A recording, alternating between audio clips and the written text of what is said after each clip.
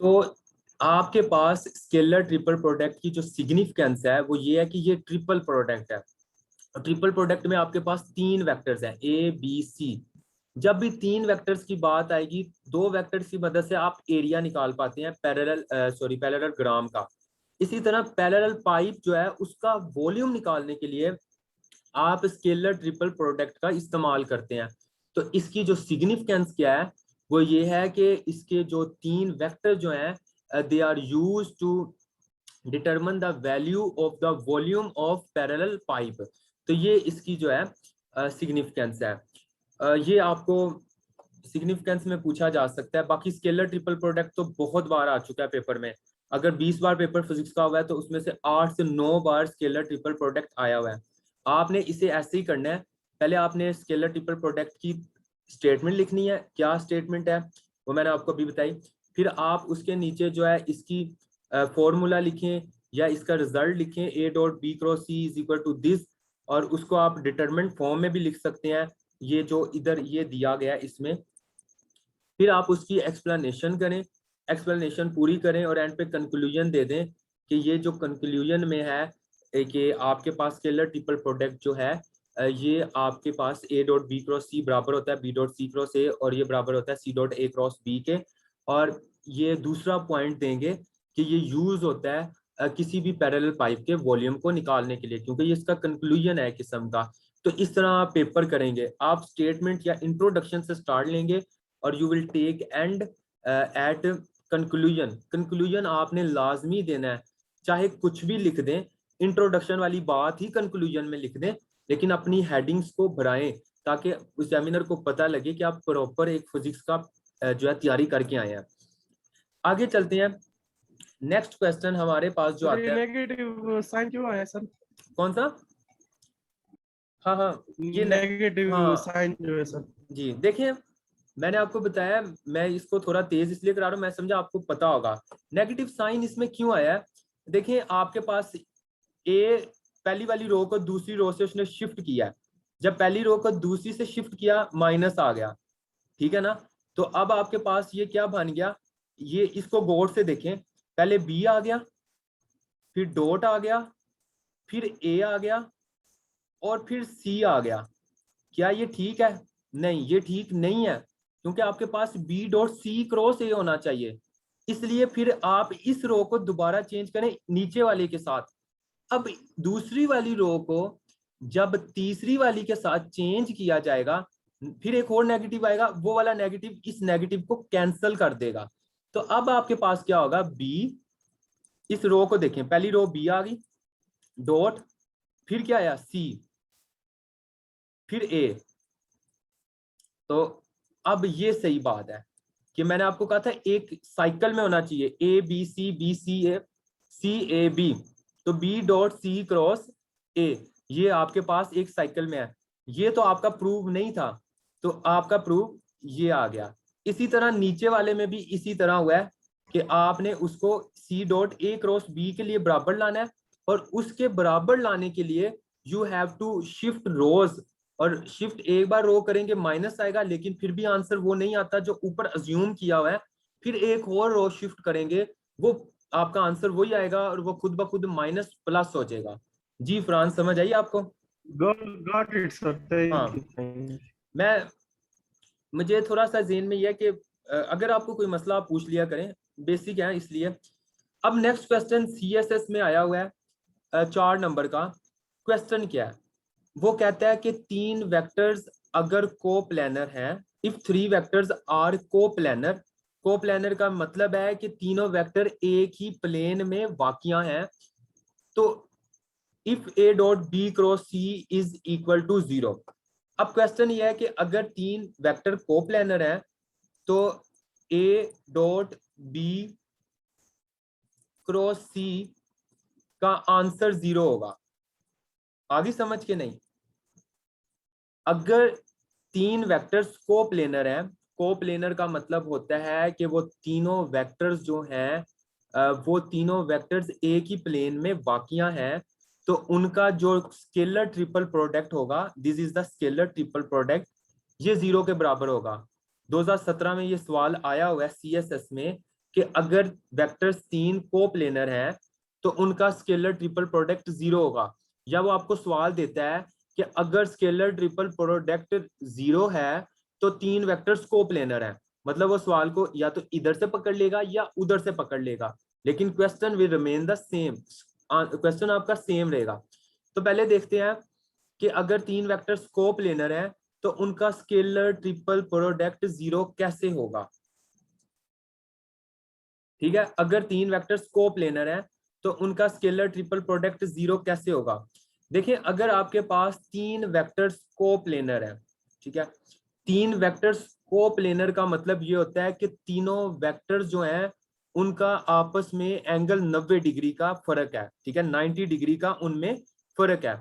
अब आपके पास तीनों वेक्टर्स ने क्या कोप्लेनर है, तो इसका मतलब ए डॉट बी, इसमें थोड़ी सी ना बुक में उसने लिखा हुआ है लेकिन उसने डेरिवेशन या मैथ्स जो है उसको कम इस्तेमाल किया है।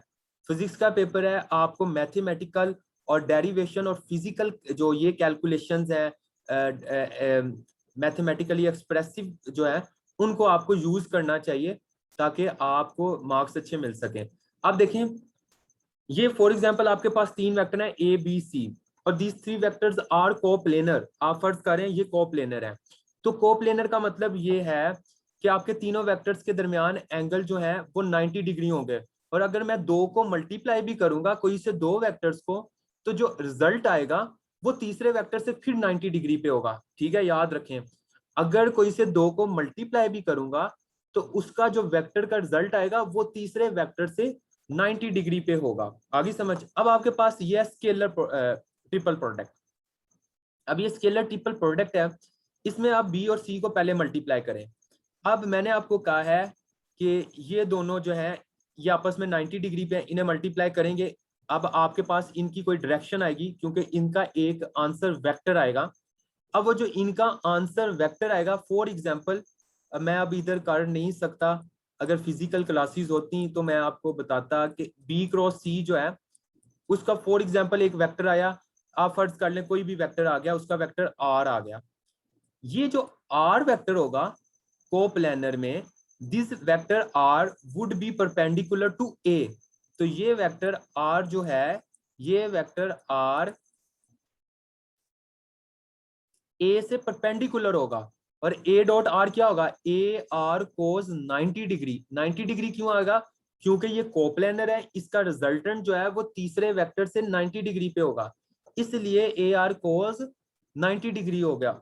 और कोस 90 डिग्री आपको पता है 0 के बराबर होता है, लिहाजा आपके पास जो ट्रिपल स्केलर प्रोडक्ट का कोप्लेनर 3 वेक्टर्स के लिए जो आंसर आएगा वो आपके पास 0 होगा। ठीक है ना, मैं आपको बार बार कह रहा हूं आप इस तरह कैलकुलेशन करें। आपने इसे समझ लिया, बुक में ये नहीं लिखा, वाहिद ये जगह है जहां पे बुक वाले ने इसको मैथमेटिकली एक्सप्लेन नहीं किया, लेकिन आप इसे अपने दिमाग को इस्तेमाल करें, आप इसको इस तरह एक्सप्लेन करें कि किस तरह 2 वेक्टर्स को मल्टीप्लाई करें तो ये आपके पास क्या होगा, कोप्लेनर होगा। आगे समझ आपको।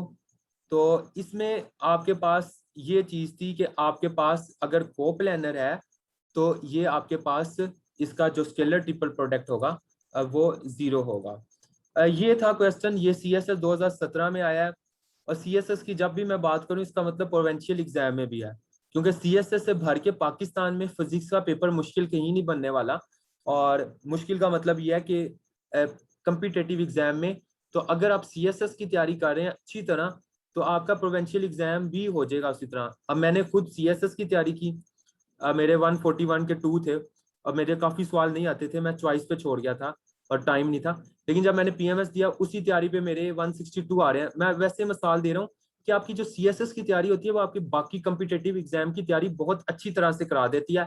शर्त यह है कि आप CSS की फिजिक्स अच्छी तरह तैयार कर लें, बाकी आपके लिए ईजी हो जाएगा। तो ये आपके पास था कोप्लेनर का। नेक्स्ट आपके पास स्केलर ट्रिपल प्रोडक्ट हो गया। अब आपके पास जनाब नेक्स्ट जो सवाल है वो है वेक्टर ट्रिपल प्रोडक्ट।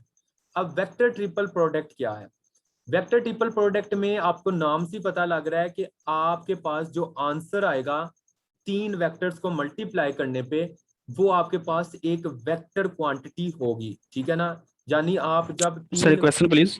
जी जी सॉरी सर, ये आपको इंटरप्ट किया। कोई बात नहीं। सर पीछे एक क्वेश्चन में स्कोप लेने वाला है, उसके साथ ही एक और क्वेश्चन नहीं है, वो मुझे वॉल्यूम पता है। ऑफ हाँ वो पैरेलल नहीं करना। पाइप वाला। नहीं वो नहीं करना, वो नहीं करना आपने।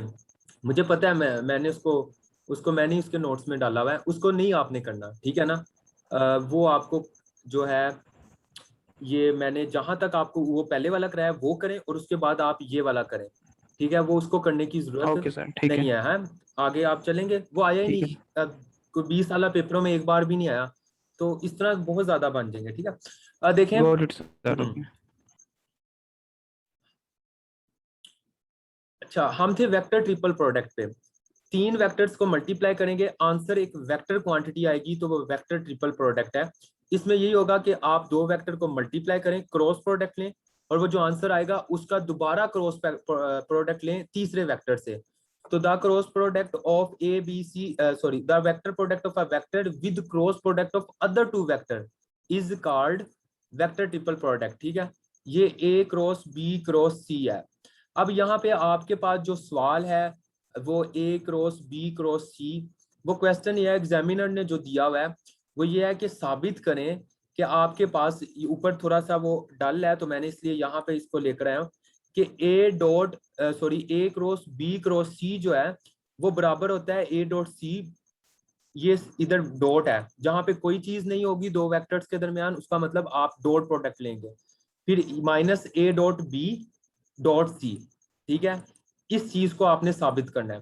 वेक्टर ट्रिपल प्रोडक्ट सिंपल आए तो सिंपल उसका फॉर्मूला लिखें, और ए क्रॉस बी क्रॉस सी पूरे को प्रूव करें। ए क्रॉस बी क्रॉस सी का आंसर क्या आता है, ठीक है ना, वो कर दें। या फिर आपको दूसरा सवाल जो वो एग्जाम में देगा, वो कहेगा वेक्टर ट्रिपल प्रोडक्ट इसके बराबर होता है, साबित करें, ठीक है। तो ये 2 तरह से आपके पास सवाल आ सकता है। अब देखिए आपने इस क्वेश्चन को सॉल्व कैसे करना है। There are 2 methods to solve this, लेकिन आप आसान वाले मेथड की तरफ जाएं। अब देखिए आपके पास वेक्टर ट्रिपल प्रोडक्ट है ए क्रॉस बी क्रॉस सी, ठीक है। अब आपके पास इन तीनों वेक्टर्स को आपने वेक्टर प्रोडक्ट करना है इनका। अब एक तरीका तो ये है कि आप बी और सी को पहले मल्टीप्लाई करेंगे।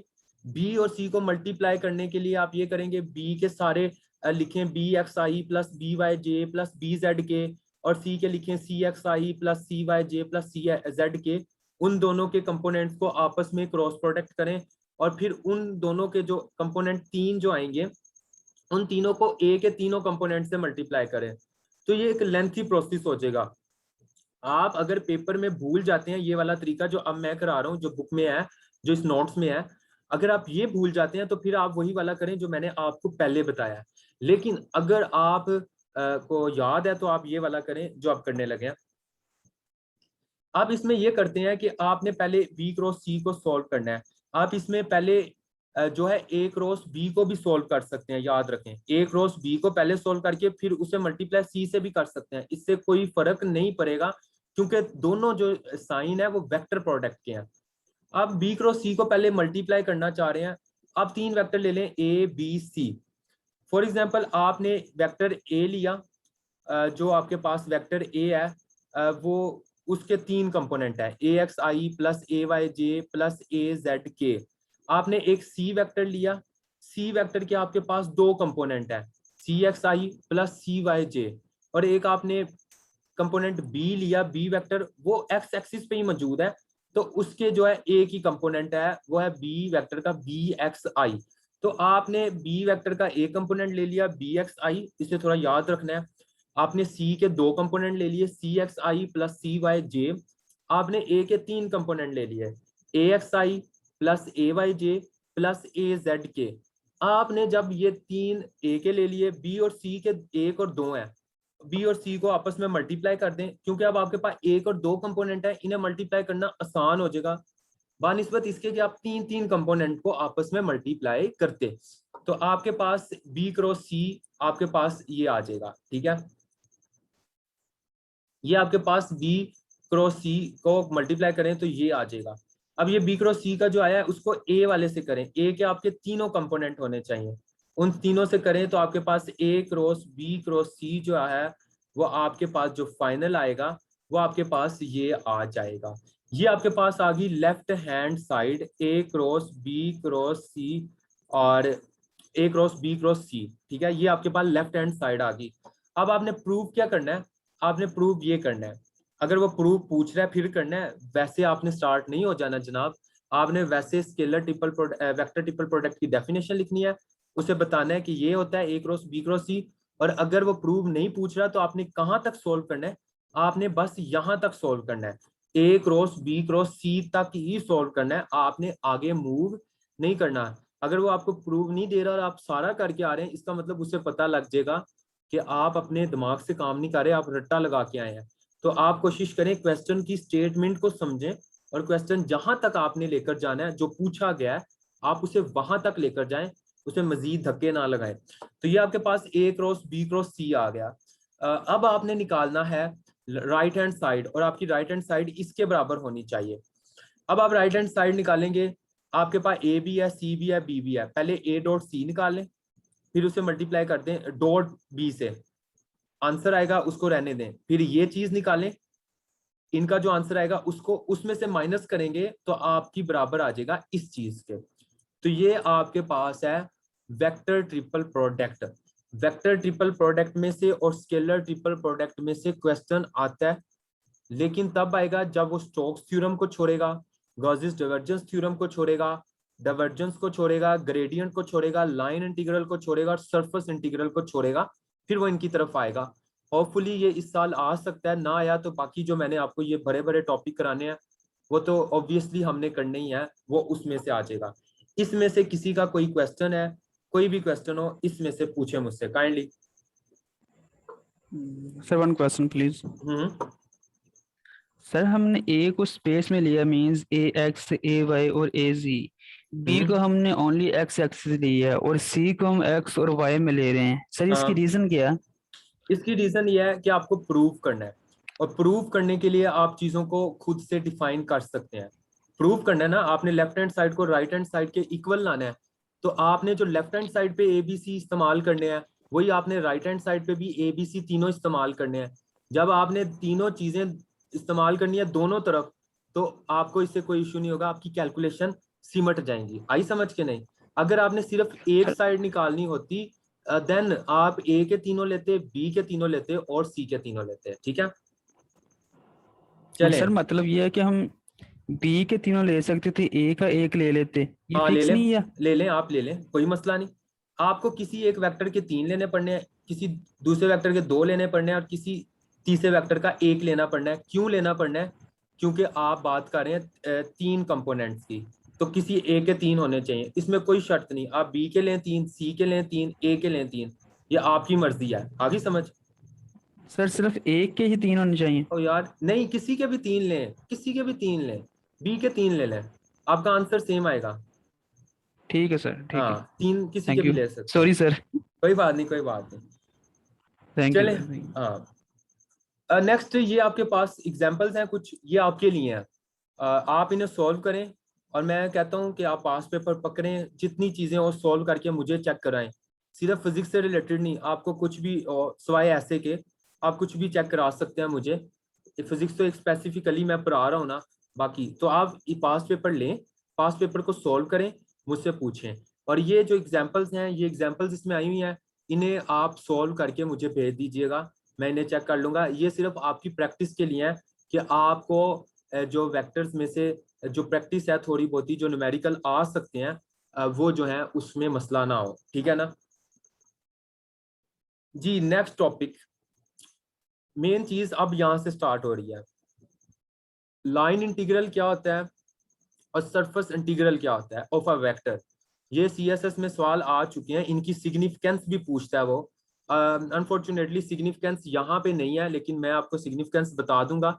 और ये जो हम 2 माह सेशन करेंगे, मैं जो भी लेक्चर लूंगा मैं उसमें साथ साथ आपको बताता जाऊंगा कि इस लेक्चर में ये आपने पढ़ा था, इसकी सिग्निफिकेंस ये यहाँ पे है, ठीक है ना। तो अब हम बात करते हैं लाइन इंटीग्रल की। लाइन इंटीग्रल होता क्या है? आपके पास एक लाइन है पूरी, इस लाइन का आपने इंटीग्रल लेना है।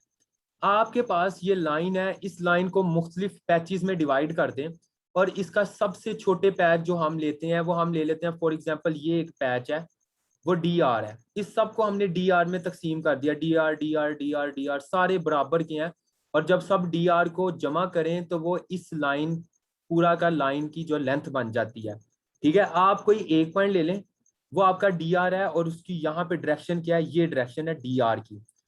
और इस लाइन पर जो फोर्स लग रही है, यहाँ पर फोर्स लग रही है या कोई इलेक्ट्रिक जो है इलेक्ट्रिक फील्ड लग रहा है या मैग्नेटिक फील्ड लग रहा है, हम यहाँ पे अज्यूम कर लेते हैं फोर्स लग रही है इस लाइन पर, इस पॉइंट पर। वो आपके पास फोर्स है एफ, तो एफ फोर्स लग रही है डी आर पर।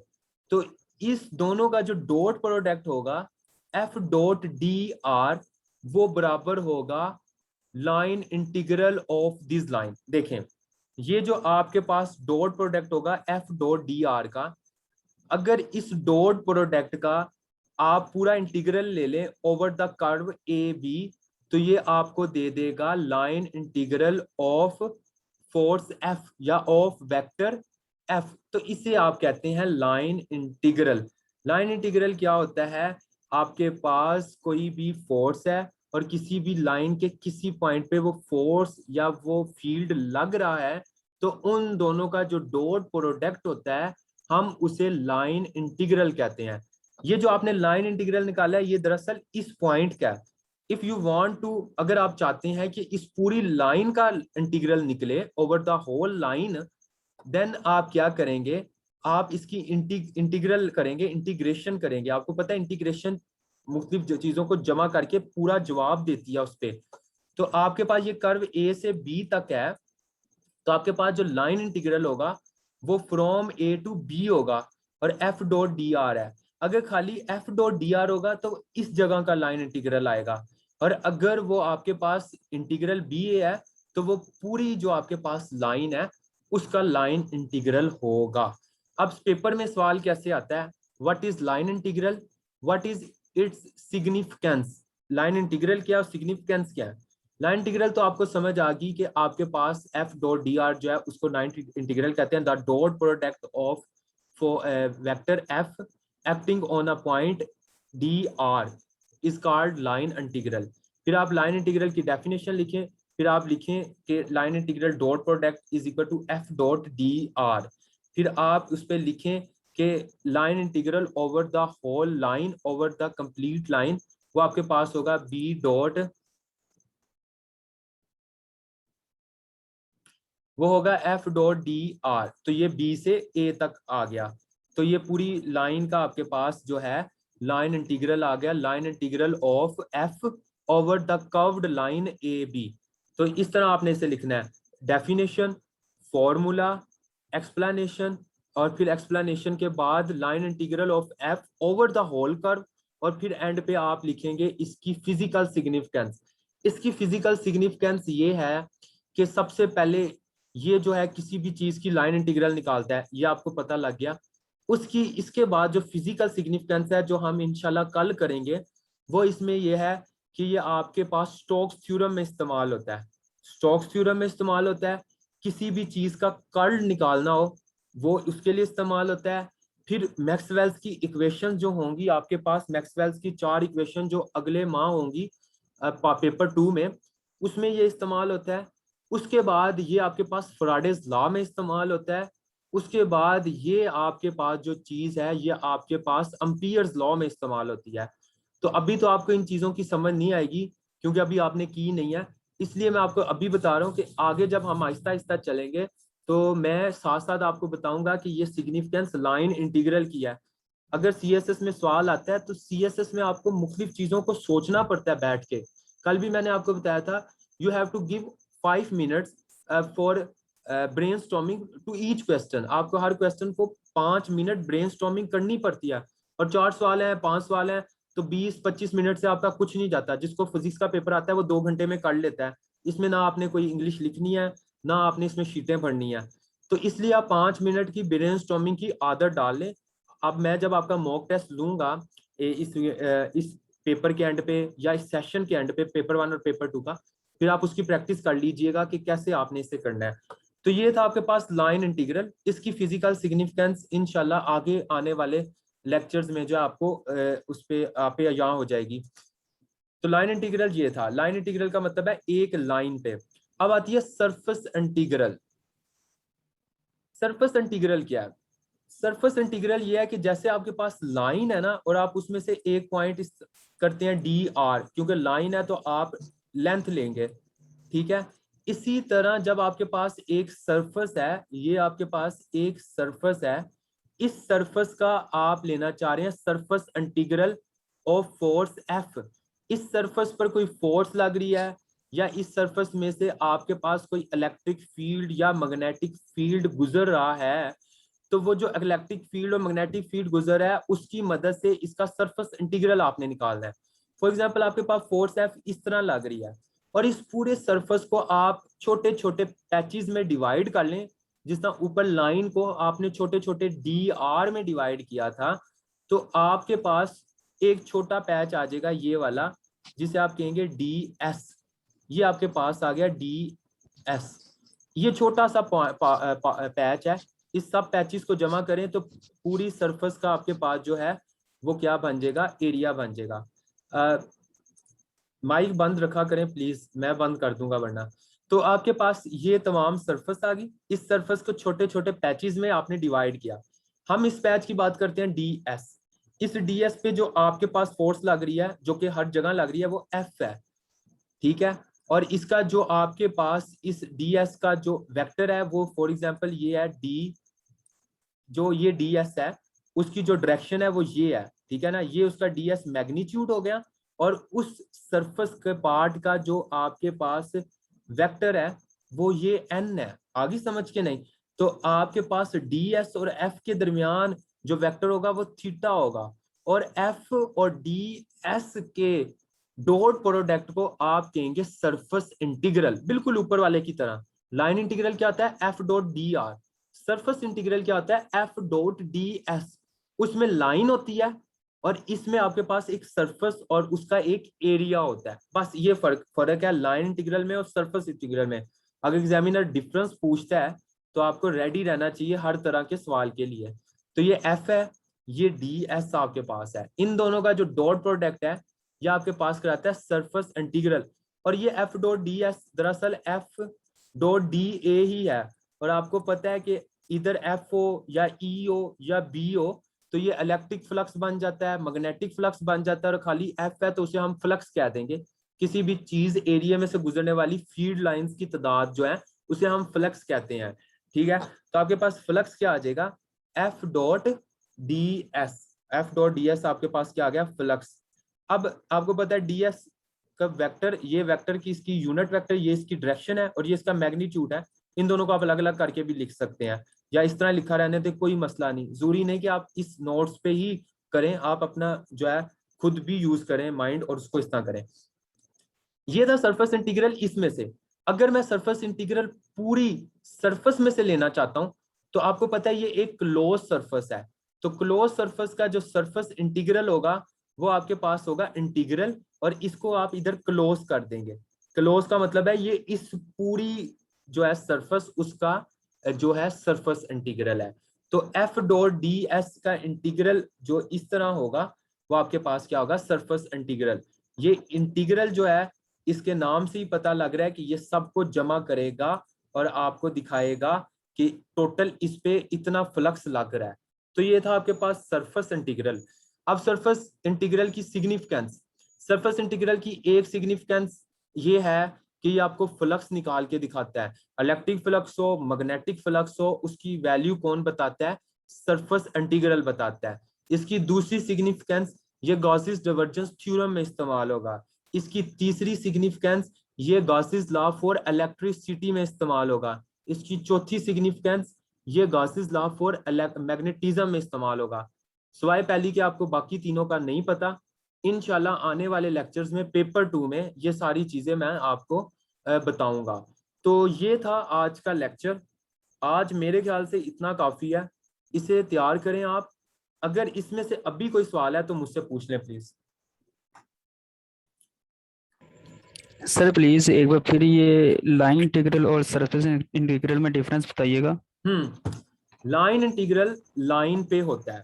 अगर एक लाइन है, लाइन पे इंटीग्रल लेना है, तो उसमें याद रखें आप जो वेक्टर यूज करते हैं वो डी आर होगा, क्योंकि लाइन जो है वो डी आर होगी, डी ए नहीं हो सकती, क्योंकि लाइन का एरिया एग्जिस्ट नहीं करता। तो वो होगा एफ डॉट डी आर। ठीक है, लाइन इंटीग्रल वो होता है।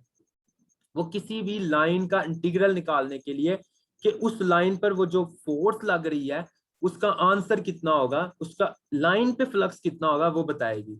और जो सरफेस इंटीग्रल होता है, सरफेस इंटीग्रल आपको सरफेस पे बताएगा।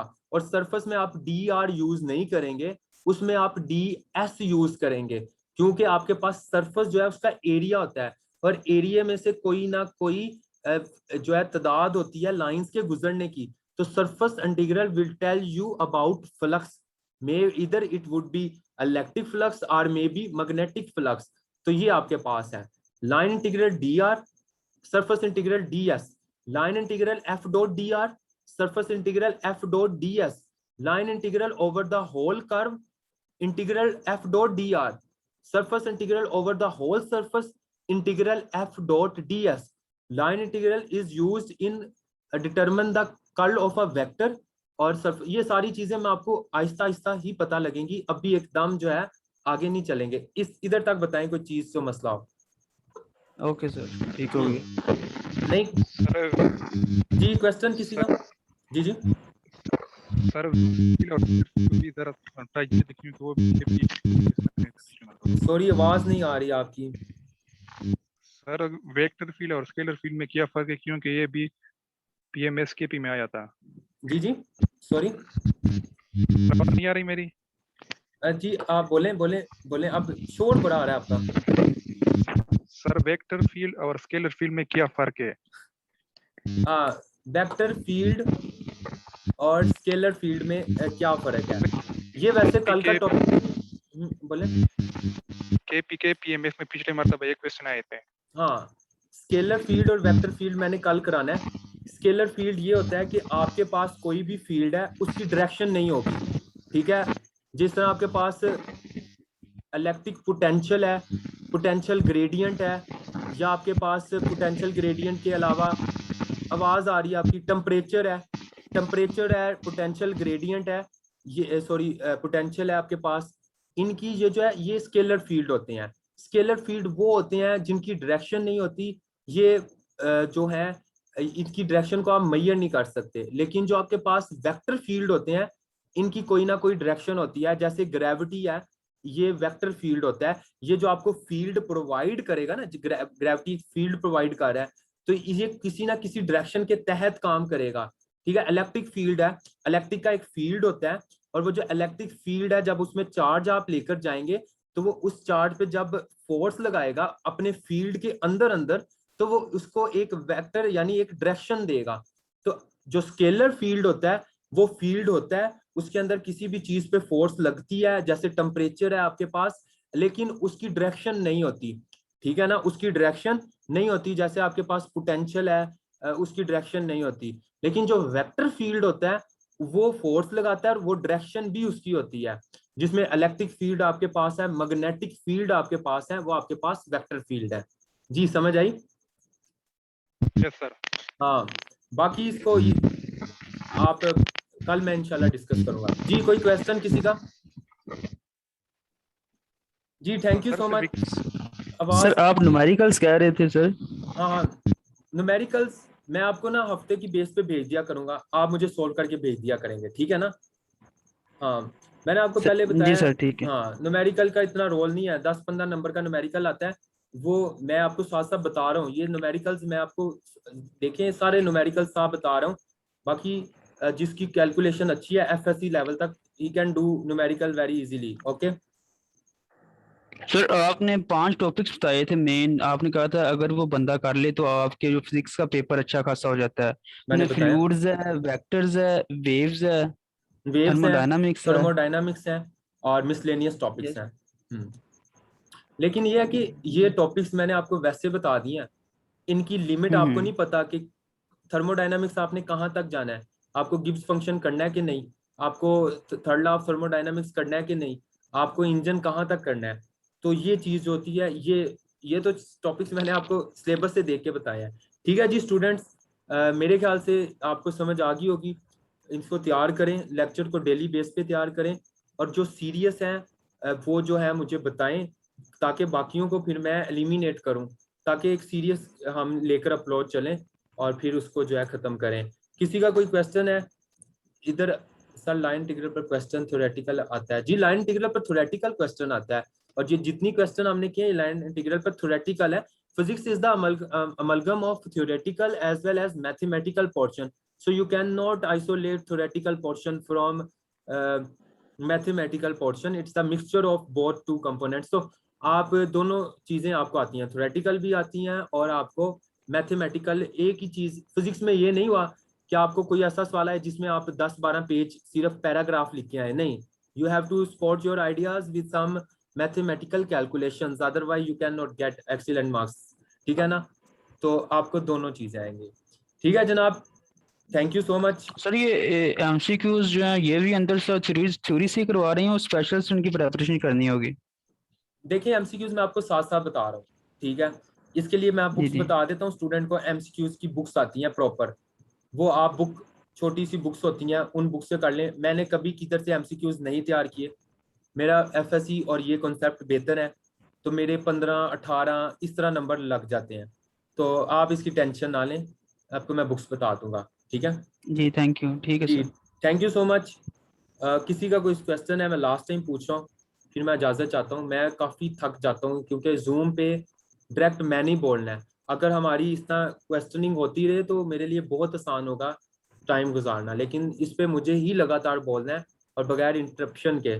तो इसलिए है कोई क्वेश्चन किसी का? काइंडली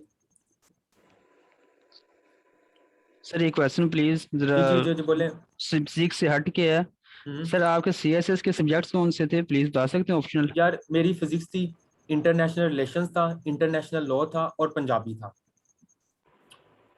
और सर ऐसे में आपके मार्क्स नहीं आए हाँ मेरा बाकी में? ऐसे फेल हुआ था, वो भी मेरी गलती से हुआ था, मैं इररेलेवेंट लिख के आया था। प्रेसी में मेरे 61-62 थे, बाकी मेरे सब में ठीक थे, और आईआर में मेरे कम थे। और ये था, वो फर्स्ट अटैम्प्ट थी। फर्स्ट अटैम्प्ट आपको पता है थोड़ा जो है ना नॉन सीरियस होता है बंदा, तो इसलिए। सर 2019 फर्स्ट अटेम्प्ट थी आपकी? जी मेरी 2019 फर्स्ट अटैम्प्ट थी। चलिए सर, ठीक है, थैंक यू। हाँ थैंक यू सो मच। किसी को कोई इशू हो तो वो मुझसे फ़ोन पे पूछ सकता है जी। ठीक है थैंक जी, यू सर, कोई थैंक बात यू। बुरी लगी हो तो मैं माफ़ी चाहता हूँ, किसी की दिल आज़ारी हो तो